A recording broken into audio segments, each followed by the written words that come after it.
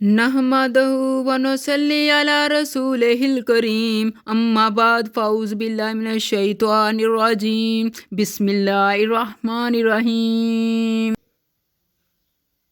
السلام علیکم رحمت اللہ وبرکاتہ۔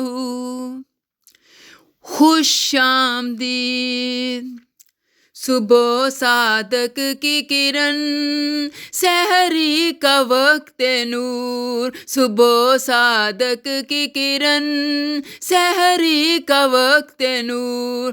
اللہ کی نیت سے ہر گناہ ہو جائے دور۔ اللہ کی نیت سے ہر گناہ ہو جائے دور۔ نیت کی ہے سچ دل سے، اے میرے پروردگار قبول فرما۔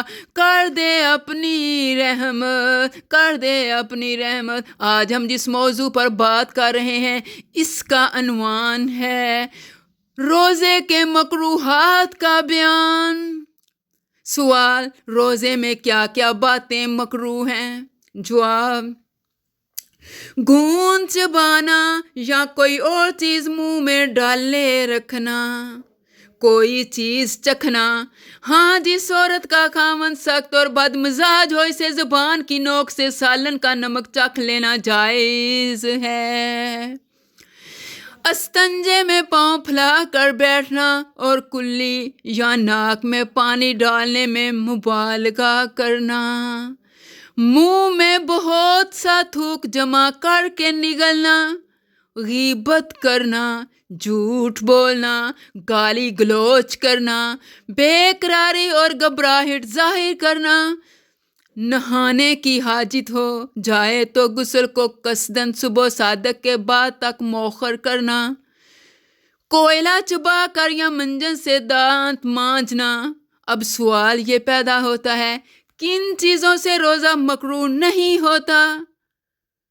سرما لگانا، بدن پر تیل ملنا یا سر میں تیل ڈالنا، ٹھنڈک کے لیے غسل کرنا، مسواک کرنا اگرچہ تازی جڑ یا تر شاخ کی ہو، خوشبو لگانا یا سونگھنا، بھولنے سے کچھ کھا پی لینا، خود بخود بلا قصد قے ہو جانا، اپنا تھوک نگلنا، بلا قصد مکھی یا دھویں کا حلق سے اتر جانا۔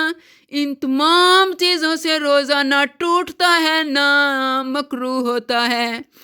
آخر میں اللہ رب کریم سے دعا ہے، اللہم ربنا آتنا فی الدنیا حسنۃ وفی الآخرۃ حسنۃ وقنا عذاب النار۔ اے رب ہمیں دنیا میں بھی بھلائی دے اور آخرت میں ہمیں عذاب دوزخ سے بچا۔ اے اللہ ہمیں قرآن و سنت کے مطابق زندگی بسر کرنے کی توفیق دے اور ہمارے ہر عمل خیر کو زیور اخلاص سے آراستہ فرما کر دونوں جہان کی بھلائی کا سبب بنائے، آمین۔ ربنا انت السمیع العلیم، فی امان اللہ۔